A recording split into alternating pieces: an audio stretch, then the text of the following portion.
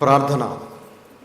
ఆకాశమును భూమిని సముద్రములను అందలి సమస్తమును సృష్టించిన సర్వశక్తి గల మా ప్రియ పరలోకపు తండ్రి, మహోన్నతుడా, మహాగణుడా, మహాశక్తి సంపన్నుడా, మీ ఘనమైన నామమునకు, శ్రేష్టమైన నామమునకు, శక్తి కలిగిన నామమునకు, ఉన్నతమైన నామమునకు ప్రభు అయిన యేసుక్రీస్తు వారి పేరిట స్తుతులు స్తోత్రములు చెల్లిస్తున్నాం. నాయన, మా తండ్రి, మా దేవ, గతించిన కాలమంతా మమ్ములను మా కుటుంబాలను ఎంతగానో కాచి కాపాడి ఆరోగ్యమును ఆయుష్ను మాకు ప్రసాదించి సజీవులుగా ఉంచి మీ కుమారుడైన క్రీస్తు వారి పునరుత్థాన దినమున మీ పిల్లలమైన మేము చిన్న మందగా కూడుకొని మిమ్మల్ని ఆత్మతోనూ సత్యముతోనూ ఆరాధించటానికి, ఆత్మలను రక్షించే శక్తి కలిగిన వాక్యాన్ని మరొక్కసారి మేమందరం కూడా విని ఆ మాటల ప్రకారంగా బ్రతకటానికి మీరిచ్చిన గొప్ప అవకాశమును బట్టి, ధన్యతను బట్టి క్రీస్తు వారి పేరిట స్తుతులు స్తోత్రములు చెల్లిస్తూ ఉన్నాము. తండ్రి, మీ దాసుడనైన నేను మీ పక్షముగా నిలబడి తండ్రి, మీ గ్రంథములో నుండి మీ మాటలను మీ పిల్లలకు ఉపదేశించడానికి సిద్ధపడుతూ ఉండగా చెప్పగలిగే మంచి సంయోచితమైన జ్ఞానమును మీ ఆత్మ సహాయమును నాకు అందించండి. వినుచున్న మీ పిల్లలకు అర్థం చేసుకునే మనసును, గ్రహించే హృదయమును దయచేయండి తండ్రి.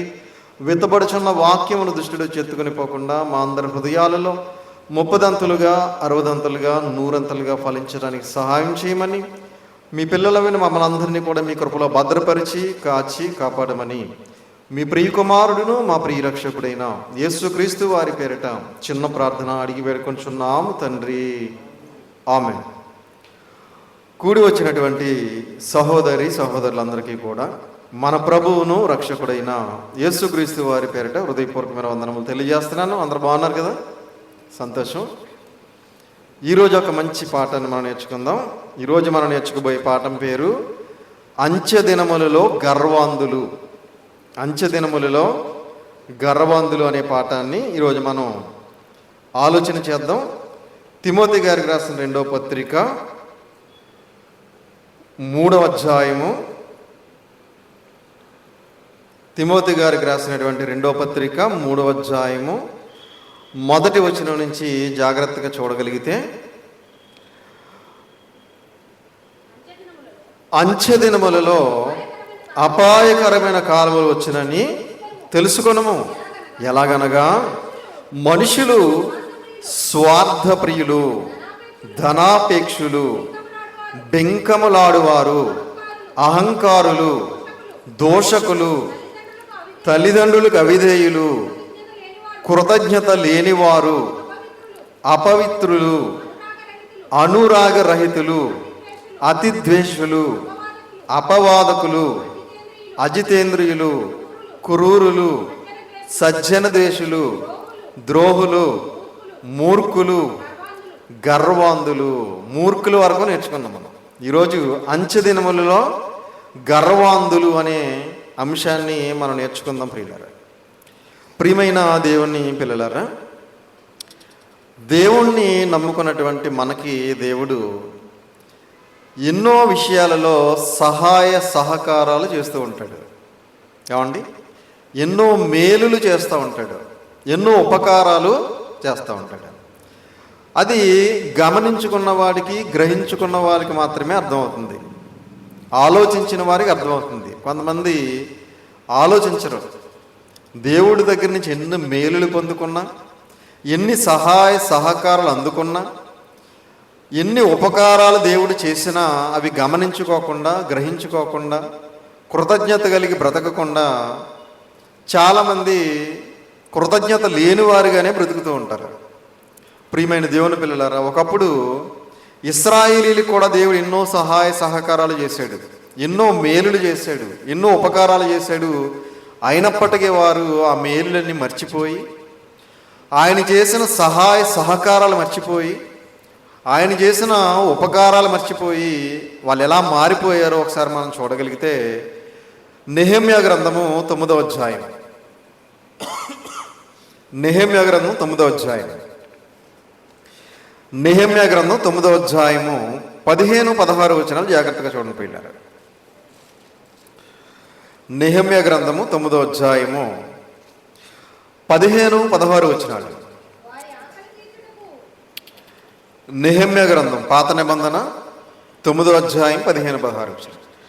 వారి ఆకలి తీర్చుటకు ఆకాశము నుండి ఆహారమును, వారి దాహము తీర్చుటకు బండలో నుండి ఉదకమును తెప్పించితివి. వారికి ప్రమాణము చేసిన దేశమును స్వాధీనపరుచుకొనవలెనని వారికి ఆజ్ఞాపించితివి. అయితే వారు మా పితరులను గర్వించి ఏం చేశారంట? ఏమండి?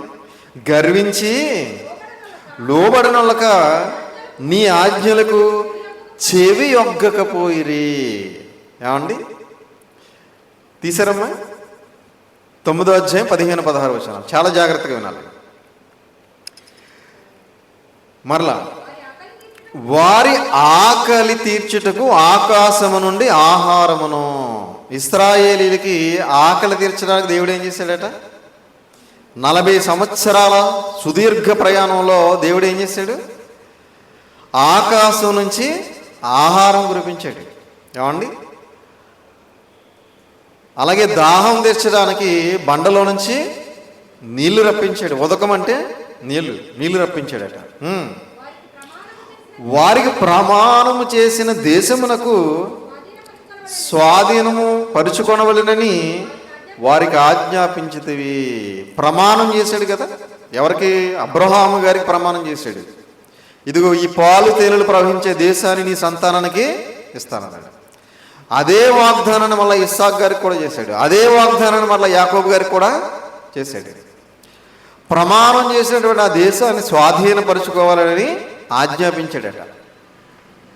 అయితే వాళ్ళు ఏం చేశారట? అయితే వారును మా పితరులను గర్వించేశారట. ఏమండి? ఏమొచ్చింది వీళ్ళకి? గర్వం. అంటే దేవుడు చేసినటువంటి సహాయ సహకారాలు, మేలులు, ఉపకారాలు ఏమైనా గుర్తున్నాయా? లేవు. ఈరోజు కూడా అలాగే ఉన్నారు క్రైస్తవులు కూడా. ఏమండి? దేవుడు చేస్తున్నటువంటి సహాయ సహకారాలు గమనించకుండా, గ్రహించకుండా గర్వాంధులుగా మారిపోతున్నారు. చాలామంది గర్విష్ఠులుగా మారిపోతున్నారు. గర్వించి లోబడనొల్లక నీ ఆజ్ఞలకు చెవి ఒగ్గకపోయి గర్వించారు. అలాగే దేవునికి లోబడలేదట. ఏమండి? దేవుణ్ణి లెక్క చేయలేదట. దేవుణ్ణి పట్టించుకోలేదట. లోబడక నీ ఆజ్ఞలకు చెవి ఒగ్గకపోయి ఆజ్ఞలు కూడా వింట మానేశారట. ఏమండి? ఎందుకు ఇలాగ అయిపోయారు వీళ్ళు? గర్వం. మనిషికి గర్వం వచ్చిందనుకోండి, దేవునికి లోబడతాడా? దేవునికి లోబడడు. మరి ఈరోజు చాలామంది లోబడట్లేదంటే కారణం ఏంటి? గర్వం. దేవుని మాటలు వినటానికి రావట్లేదంటే అర్థం ఏంటి? గర్వం. ఏమండి? దేవుడంటే భయం లేదు వాళ్ళకి, దేవుడంటే భక్తి లేదు, గర్వం వచ్చేసింది. ఏమండి? ప్రియమైన దేవుని పిల్లరా, అసలు గర్వం ఎందుకు వస్తుందో తెలుసండి? గర్వం రావడానికి ఒక 3 కారణాలు ఉన్నాయి. ఆ 3 కారణాలు ఒకసారి మనం ఈరోజు నేర్చుకుందాం ప్రియులారా. గర్వం ఎందుకు వస్తుందో ఒకసారి మనం చూడగలిగితే, తూరు దేశపు అధిపతి అని ఒక ఆయన ఉన్నాడు. తూరు దేశానికి చెందిన అధిపతి ఒక ఆయన ఉన్నాడు. ఆయనకి గర్వం వచ్చిందంట. ఎందుకు వచ్చిందో చూద్దాం ఒకసారి. యెహెజ్కేలు గ్రంథం 28వ అధ్యాయం. యెహెజ్కేలు గ్రంథం 28వ అధ్యాయము 5వ వచనం జాగ్రత్తగా చూడండి పిల్లారా. యెహెజ్కేలు గ్రంథం 28వ అధ్యాయం 5వ వచనం. నీకు కలిగిన జ్ఞానాతిశయము చేతను వర్తకము చేతను నీవు విస్తారమైన ఐశ్వర్యమును సంపాదించుకొంటివి. నీకు ఐశ్వర్యము కలిగినదని నీవు గర్వించిన వాడవైతివి. ఏమండి? మీరు పైనుంచి చదివితే ఇది ఎవరి కోసం అంటే తూరు దేశానికి చెందినటువంటి అధిపతి కోసం తెలియజేస్తున్నటువంటి మాట. ఏం సంపాదించుకున్నాడంటే ఇతను? ఏమండి?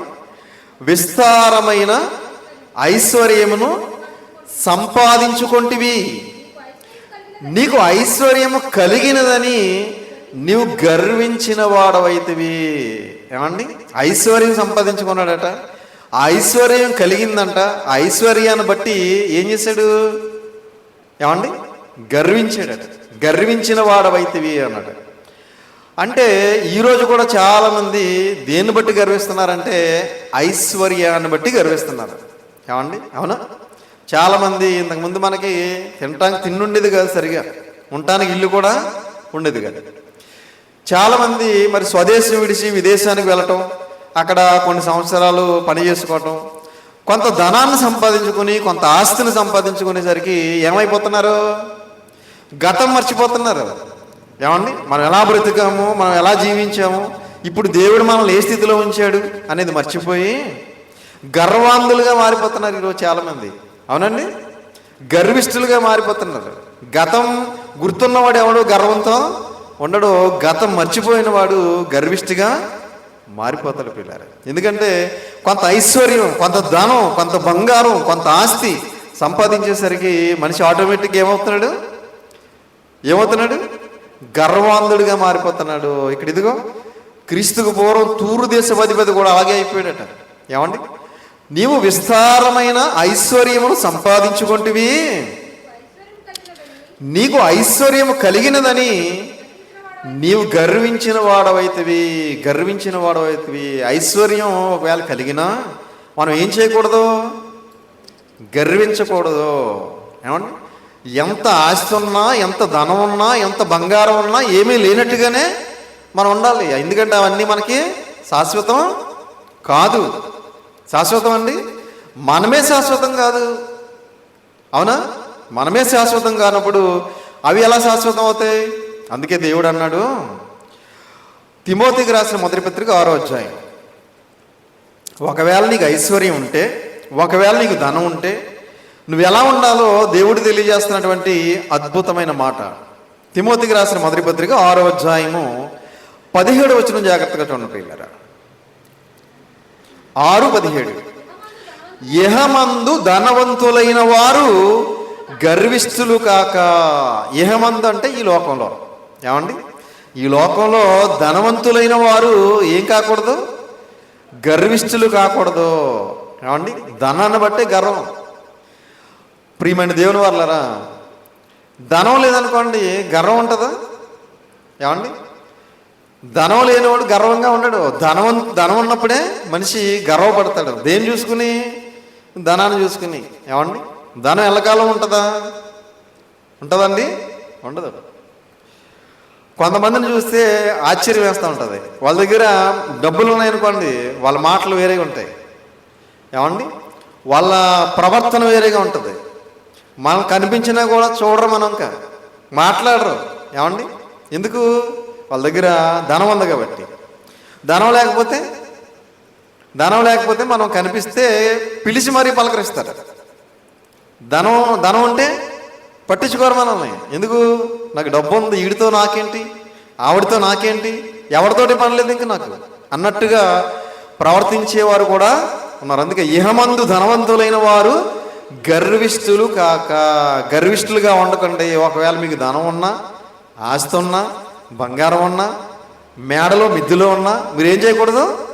గర్విష్ఠులుగా ఉండొద్దు. గర్విష్ఠులు కాక అస్థిరమైన ధనమునందు నమ్మిక ఉంచక. అస్థిరము అన్నాడు చూడండి దేవుడు. స్థిరమైంది కాదు అది. ఈరోజు నీ దగ్గర ఉంది, రేపు ఇంకొకటి దగ్గరికి వెళ్ళిపోతుంది అది.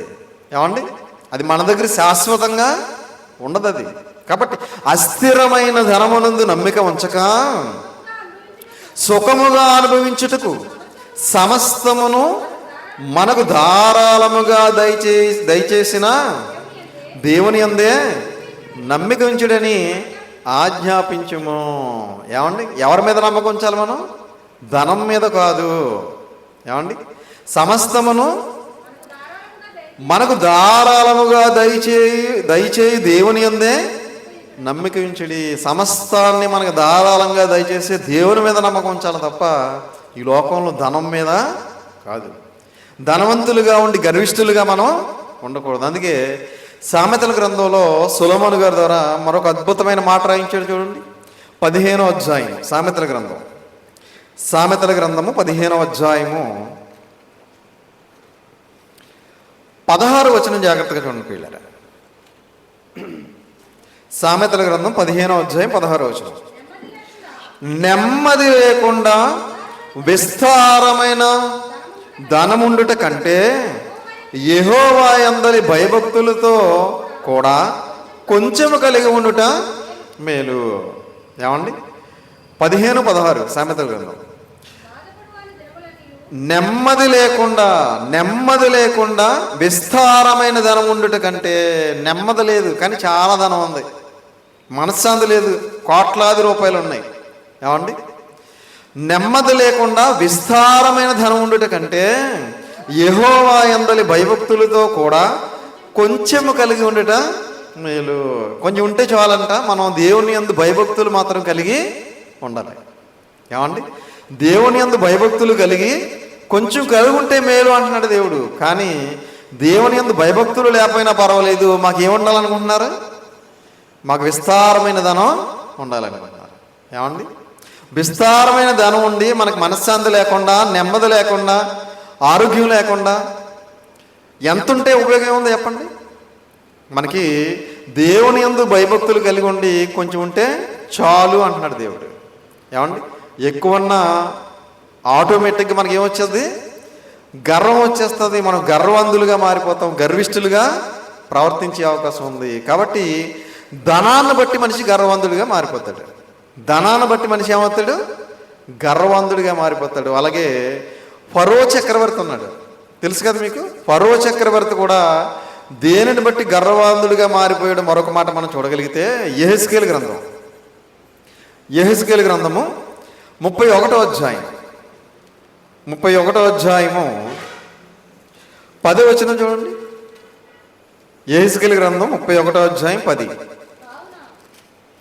కావున ప్రభువైన యెహోవా ఈ మాట సెలవిచ్చుచున్నాడు, నీ ఎత్తును బట్టి నీవు అతిశయపడితివి. తన కొన మేఘములు గంట చేసి తన ఎత్తును బట్టి అతడు గర్వించెను. మీరు 31వ అధ్యాయం మొదటి నుంచి చదివితే అక్కడ ఫరో చక్రవర్తి గురించి చెబుతున్నటువంటి మాట ఇది. ఏం చేశాడంటే ఇతను, ఏమండి?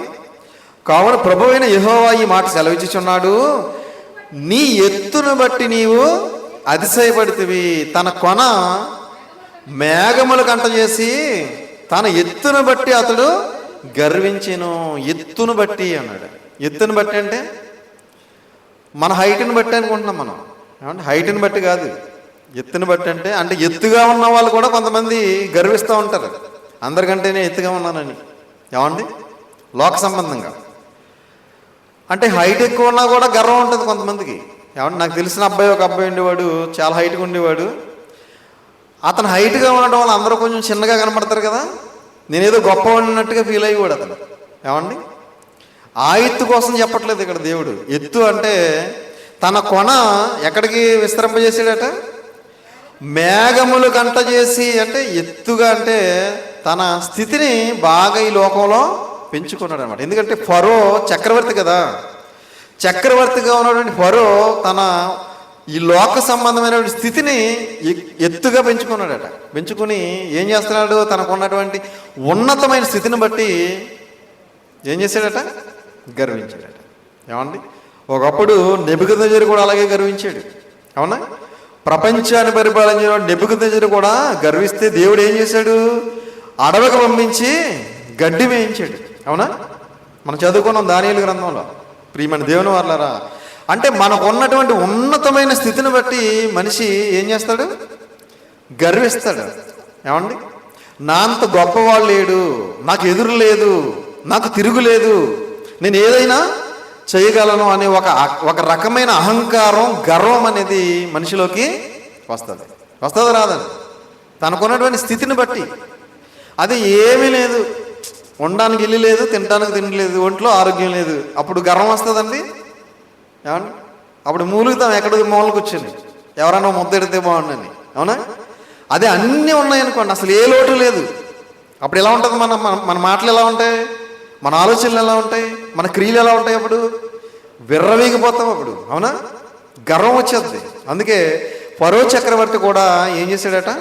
తన ఎత్తును బట్టి గర్వించాడంటే తనను తాను హెచ్చించుకున్నాడు అనమాట. ఏమండి? హెచ్చించుకోవచ్చా? ఏమన్నా? అందుకే యేసుక్రీస్తు వారు అన్నారు లూకా సువార్తలో, లూకా సువార్త 14వ అధ్యాయం చూడండి ఒకసారి. లూకా గారు రాసిన సువార్త 14వ అధ్యాయంలో 11వ వచనం చూడండి. ఎన్నోసార్లు చదువుకున్నాం మనం ఈ మాట. తన్ను తాను హెచ్చించుకోను ప్రతి వాడును తగ్గింపబడును. తన్ను తాను హెచ్చించుకుని ప్రతివాడు ఏమవుతాడు? తన్ను తాను హెచ్చించుకునే ప్రతివాడు తగ్గించబడతాడు. తగ్గించేస్తాడు దేవుడు. ఎప్పుడు కూడా హెచ్చించుకోకూడదు. ఏమండి? ఏమున్నా ఏమి లేకపోయినా కూడా మనం ఎప్పుడు కూడా ఒకేలా ఉండాలి. ధనం ఉన్నప్పుడు ఒకలాగా, ధనం లేనప్పుడు ఒకలాగా, ఉన్నతమైన స్థితి ఉన్నప్పుడు ఒకలాగా, ఏమీ లేని స్థితి ఉన్నప్పుడు ఒకలాగా ఉండకూడదు. పౌలు గారు అంటారు, నేను కడుపు నిండి ఉండుటకును ఆకలిగా ఉండుటకును ఉన్నత స్థితి అందును లేమి స్థితి అందును ఉండటానికి అన్ని విషయాల్లో నేను అన్ని విధాలుగా ఉండదాకా నేర్చుకున్నాను అంటాడు. అంటే అన్ని విషయాల్లో కూడా మనం ఎలా ఉండాలి? ఒకేలాగా ఉండాలి. మన స్థితిని బట్టి మనం ఎప్పుడు కూడా మనం హెచ్చించుకోకూడదు. ఏమన్నా? అలా హెచ్చించుకున్నాడు ఇతను. ఎవరు? గర్వించాడు. ఫరో చక్రవర్తి ఏం చేశాడు? గర్వించాడు. కాబట్టి క్రైస్తవ్యంలో కూడా చాలామంది గర్వాంధులు ఉన్నారు, గర్విష్ఠులు ఉన్నారు. మనం ఎప్పుడు కూడా అలాగా గర్వం తెచ్చుకోకూడదు. ఇప్పుడు కూడా గర్విష్ఠులుగా ఉండకూడదు. అలాగే మరొక దేవదూత కూడా గర్వించిందట. ఒకసారి చూద్దాం దేవదూత ఎలా గర్వించిందో చూడగలిగితే, యెహెజ్కేలు గ్రంథము 28వ అధ్యాయం, యెహెజ్కేలు గ్రంథం 28వ అధ్యాయము 17వ వచనం చూడండి. యెహెజ్కేలు గ్రంథం 28వ అధ్యాయము 17వ వచనం. నీ సౌందర్యమును చూచుకొని నీవు గర్వించిన వాడవై నీ తేజస్సు చూసుకొని నీ జ్ఞానమును చెరుపుకొంటివి. తీసారమ్మా? యెహెజ్కేలు గ్రంథం 28వ అధ్యాయం 17వ వచనం. నీ సౌందర్యమును చూచుకొని నీవు గర్వించిన వాడవై. అంటే సౌందర్యం అంటే అందం. ఏమండి? అందాన్ని చూసుకుని దేవదూత, మీరు పైనుంచి చదివితే దేవదూత అంటే తూరు దేశపు అధిపతి అని మొదలెట్టి తర్వాత కెరూబు అంటాడు. ఏమండి? ప్రియమైన దేవుని వాళ్ళరా, ఈ దేవదూత ఏం చేసిందంట? తన అందాన్ని చూసుకుని గర్వించిందంట. ఈరోజు కూడా చాలామంది ఉన్నారు, అందాన్ని చూసుకుని గర్విస్తూ ఉంటారు. నా అంత అందగాడు లేడు, నా అంత అందగత్త లేదు. ఉన్నారా? లేరండి? ఉన్నారా? మా ఊర్లో ఒక అమ్మాయి ఉండేది, చాలా చిన్న వయసు, 22 సంవత్సరాలు. చాలా అందంగా ఉంటుంది, చాలా గర్వంగా ఉండేది తనకున్న అందాన్ని బట్టి. ఏమండి? విర్రవీగిపోయింది అనమాట. ఇంకెవరిని లెక్క చేసేది కాదు, తల్లిదండ్రులు కూడా లెక్క చేసేది కాదు. ఎప్పుడు పడితే అప్పుడు స్కూటీ వేసుకుని ఎక్కడ పడితే అక్కడికి వెళ్ళొచ్చేస్తూ ఉండేది. ఏమండి? 25 సంవత్సరాలు వచ్చేసరికి 2 కిడ్నీలు పోయి చనిపోయింది అమ్మాయి. ఏమండి? ఎందుకంటే గర్వం అసలు భూమి మీద నిలబడేది కాదనమాట. ప్రియమైన దేవుని వాళ్ళరా, గర్వం అంత మంచిది కాదు. సౌందర్యం అనేది ఎల్లకాలం ఉండేది కాదు. ఉంటుందండి. యవన ప్రాయంలో అందంగా ఉంటారు, నడిప్రాయంగా వచ్చేసరికి కొంచెం తగ్గిపోద్ది, వృద్ధాప్యంలోకి వెళ్ళేసరికి ఇంకా తగ్గిపోద్ది. శాశ్వతం ఏమీ కాదు. కాబట్టి అందాన్ని బట్టి ఇక్కడ దేవదూత ఏం చేసిందట? గర్వించిందట. కాబట్టి పురుషుల్లో ఉన్నారు, స్త్రీల్లో కూడా ఉన్నారు గర్వించేవాళ్ళు. కాబట్టి ఎప్పుడు కూడా అందాన్ని చూసుకుని ఎప్పుడు మురిసిపోకూడదు, అందాన్ని చూసి ఎప్పుడు కూడా గర్వించకూడదు. అందుకే సామెతల గ్రంథంలో వాక్యపఠనం చేసుకున్నాం కదా, 30వ అధ్యాయం 31. సామెతల గ్రంథం 31:30. అందము మోసకరము, సౌందర్యము వ్యర్థము. అందము మోసకరము, సౌందర్యము వ్యర్థము. అందం మోసం చేస్తుంది మనల్ని. ఏమండి? అందము మోసకరము, సౌందర్యము వ్యర్థము. వ్యర్థము అంటే అర్థం ఏంటి? వ్యర్థమా అంటే అర్థం ఏంటండి? వేస్ట్ అని, అంతే కదా? ఏమండి? వ్యర్థము అని దేవుడు అంటున్నాడంటే వేస్ట్ అంటున్నాడు, అది శాశ్వతం కాదు. అందము మోసకరము, సౌందర్యము వ్యర్థము అన్నాడు. కాబట్టి సౌందర్యాన్ని చూసుకుని దేవదూత ఒకప్పుడు గర్వించింది. ఈరోజు కూడా క్రైస్తవ్యంలో కూడా చాలామంది తమ అంద చందాలు చూసుకుని మురిసిపోతూ గర్విస్తూ విర్రవీగుతూ ఉన్న వాళ్ళు కూడా చాలామంది ప్రపంచంలో ఉన్నారు. అందం చూసుకుని భయంకరమైనటువంటి నీచ నికృష్టమైన కార్యక్రమాలు చేసేవారు కూడా క్రైస్తవ్యంలో కోకొల్లగా ఉన్నారు. ఏమండి, ఒక ఆవిడ అంటుంది, మొన్న ముసలావిడ, నేను వయసులో ఎలా ఉండేదని తెలుసా అంటుంది. ఎంత అందంగా ఉండేదని తెలుసా? మరి ఇప్పుడు ఏదో అందం పోయింది. ఏమండి, ఉంటుందా? పోతుంది. కాబట్టి వయసులో ఉన్నప్పుడు ఎవరైనా అందంగానే ఉంటారు. క్రమేపీ ఏమవుద్ది, అందం అంతా కూడా పోతుంది. కనుక అందాన్ని చూసినప్పుడు కూడా మనం గర్వించకూడదు అని చెప్పి ఈ సందర్భాన్ని బట్టి మనం నేర్చుకోవాలి. గర్విష్ఠులు దేవుడు ఏం చేస్తాడో తెలుసా? గర్వంగా ప్రవర్తించేవారిని, గర్వంగా నడుచుకునేవారిని, గర్వంగా మాట్లాడేవారిని, గర్వంతో విర్రవేగేవారిని దేవుడు ఏం చేస్తాడో చూస్తారా ఒకసారి? అమ్మా చూస్తారా? కీర్తనల గ్రంథం 18వ అధ్యాయం. కీర్తనల గ్రంథం 18వ అధ్యాయం 27వ వచనం జాగ్రత్తగా చూడండి పిల్లలు. కీర్తనల గ్రంథము 18వ అధ్యాయం 27. శ్రమపడు వారిని నీవు రక్షించదవు, గర్విష్ఠులకు విరోధివై వారిని ఆశీర్వదించదవు. అనందా ఏం చేస్తాడంట? అణిచివేస్తాడు. అర్థమవుతుందా? తీసారమ్మా కీర్తనల గ్రంథం 18వ అధ్యాయం 27. శ్రమపడు వారిని నీవు రక్షించదవు, గర్విష్ఠులకు విరోధివై వారిని అణిచివేసేదవు. గర్విష్ఠులకు దేవుడు ఏమవుతాడట? విరోధిగా మారిపోతాడట. ఏమండి, విరోధివై వారిని అణిచివేసేదవు. అణిచివేసేదవు అంటే అణిచేస్తాడు మనం అన్ని విషయాల్లో కూడా. ఏమండి, ఆరోగ్యం విషయంలో అణిచేయచ్చు, అలాగే ఆర్థిక పరిస్థితుల్లో కూడా అణిచివేయచ్చు, అన్ని విషయాల్లో కూడా అణిచేయగలడు. ఎందుకంటే ఆయన సర్వశక్తి గల దేవుడు, ఆయనకు అసాధ్యమైనది ఏది లేదు. ఎంత కొమ్ములు తిరిగినోడైనా, ఎంత గొప్పవాడినైనా, రాజ్యాలని రాజ్యాధినేతనైనా దేవుడు ఏం చేయగలడు? అణిచేయగలడు. అదే అంటున్నాడు, గర్విష్ఠులకు నీ విరోధివై వారిని అణిచివేయదు. అణిచేస్తాడు దేవుడు. దేవుడు అణిచేయడు అనుకోండి, మళ్ళీ లేస్తామండి? లేవలేము. ఇంకా దేవుడు అణిచేసాడా మళ్ళీ లేవటం అనేది మన వల్ల కాదు. కాబట్టి దేవుడు అణిచేసే విధంగా మనం గర్వంగా ప్రవర్తించవచ్చా? ప్రవర్తించకూడదు.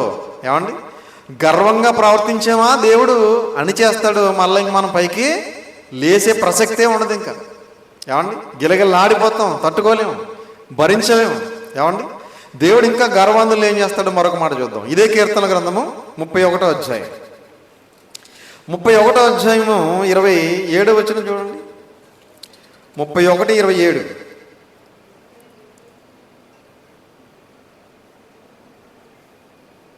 లేదమ్మా? సామెతల గ్రంథం 16వ అధ్యాయం 5వ వచనం చూడండి. సామెతల గ్రంథం 16:5. సామెతల గ్రంథము గర్వహృదయులందరూ యెహోవాకు హేయులు. గర్వహృదయులు అంటే గర్వంతో ఎవరైతే హృదయం కలిగి ఉంటారో అలాంటి వారందరూ దేవునికి హేయులు అంటే ఇష్టం కాదు అన్నాడు. నిశ్చయముగా వారు శిక్షణ పొందుదురు. నిశ్చయముగా వారు ఏమవుతారు? గర్విష్ఠులు అందరూ దేవుని దృష్టిలో ఇష్టం కాని వారు అన్నాడు, హేయులు అన్నాడు. అలాగే వారు నిశ్చయముగా శిక్ష పొందుదురు. గర్విష్ఠులు అందరూ కూడా తప్పనిసరిగా దేవుని శిక్షకు పాత్రులు అవుతారు అన్నాడు. కాబట్టి మనం ఇప్పుడు కూడా గర్విష్ఠులుగా ఉండకూడదు. ఏమండి, కీర్తన గ్రంథం 31వ అధ్యాయం 23వ వచనం చూడండి. 23. యెహోవా భక్తులారా మీరందరూ ఆయనను ప్రేమించుడి, యెహోవా విశ్వాసులను కాపాడును, గర్వముగా ప్రవర్తించి వారికి ఆయన గొప్ప మేలు చేయును అనందా. ఏం చేస్తాడు? ప్రతీకారము చేయును.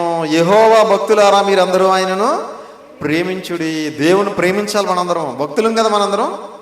భక్తులమేనా? భక్తులము, విశ్వాసులు మనందరము, దేవుని పిల్లలు మనందరము కూడా దేవుణ్ణి ప్రేమించాలి. అలాగే యెహోవా విశ్వాసులను కాపాడును. విశ్వాసంగా బ్రతికితే మనందరినీ దేవుడు కాచి కాపాడుతాడట. గర్వముగా ప్రవర్తించి వారికి ఆయన గొప్ప ప్రతీకారము చేయను. గర్వంగా ప్రవర్తించే వారికి ఏం చేస్తాడు దేవుడు? గొప్ప ప్రతీకారము చేస్తాడు. అంతే, మొత్తం గాలి తీసేస్తాడు అనమాట దేవుడు. అప్పుడు ఎవరితో చెప్పుకోవాలో తెలీదు, ఏం చేయాలో తెలీదు, ఎక్కడికి వెళ్ళాలో తెలీదు, ఏం అర్థం కాదు, అయోమయం అయిపోద్ది మన జీవితం అంతా. కాబట్టి దేవుడు దృష్టిలో పడ్డామా, జీవము గల దేవుని చేతిలో పడుట భయంకరం అంటాడు హెబ్రీ పత్రికలో. ఏమండి, జీవము గల దేవుని చేతిలో పడితే మనం ఏమీ చేయలేం. ఏమండి, కాబట్టి ప్రియమైన దేవుని వాళ్ళారా, మనం ఎప్పుడు కూడా ఆయన బలిష్టమైన చేతి కింద దీన మనస్కులై మనల్ని మనం తగ్గించుకొని ఉండాలి తప్ప ఎప్పుడు కూడా గర్వంగా మనం ప్రవర్తించకూడదు, గర్వంగా మాట్లాడకూడదు, గర్వంగా ప్రవర్తించకూడదు, గర్వంగా నడవకూడదు. ఒకవేళ అలా ఉన్నామా దేవుడు మనల్ని అణిచేస్తాడంట, గొప్ప ప్రతీకారం చేస్తాడట, అలాగే తగిన శిక్ష విధిస్తాడట. కాబట్టి మనందరము కూడా క్రైస్తవులమైనటువంటి మనం, క్రీస్తు రక్తంతో కడగబడినటువంటి మనం, ఈ 21వ శతాబ్దంలో బ్రతుకుతున్నటువంటి మనం ఎప్పుడు కూడా ఎక్కడా కూడా ఏ విషయంలో కూడా ఎవరితోటి కూడా గర్వాంధులుగా మనం ప్రవర్తించకూడదని ప్రేమపూర్వకంగా తెలియజేస్తూ ఈ మాటలు ముగిస్తున్నాను. తలలో వంచండి, చిన్న ప్రార్థన చేసుకుందాం. పరలోకమందున్న మమ్మల్ని కన్న తండ్రి, దయగలిగిన మా దేవ, కృప కలిగిన మా తండ్రి, మీ ఘనమైన నామమునకు, శ్రేష్టమైన నామమునకు, ప్రభు అయిన యేసుక్రీస్తు వారి పేరట స్తుతులు స్తోత్రాలు చెల్లిస్తాము నాయన. ఇప్పటి వరకు తండ్రి మీ పరిశుద్ధ గ్రంథంలో నుండి ఎన్నో విలువైన మాటలు మేము నేర్చుకున్నాం తండ్రి. గర్వాంధులుగా మేము ఉండకుండా, గర్విష్ఠులుగా మేము ఉండకుండా తండ్రి, మేమందరం కూడా మరి మమ్మల్ని మేము తగ్గించుకొని మేమందరం కూడా వాక్యానుసారంగా, ఆత్మానుసారంగా జీవించడానికి సహాయం చేయండి. తలలో వంచి ప్రార్థన చేస్తున్న మమ్మలను, మా కుటుంబ సభ్యులందరినీ కూడా జ్ఞాపకం చేసుకుని మీ కృపలో భద్రపరిచి, బలపరిచి, మీ చిత్తానుసారంగా నడిపించి మీరు ఇచ్చే పరలోక రాజ్యానికి మమ్మల్ని అందరినీ కూడా చేర్చుకోమని మీ ప్రియ కుమారుడును మా ప్రియ రక్షకుడైన యేసుక్రీస్తు వారి పేరట చిన్న ప్రార్థన అడిగి పెట్టుకొనిచున్నాము తండ్రి. ఆమెన్. అందరికీ వందనాలు.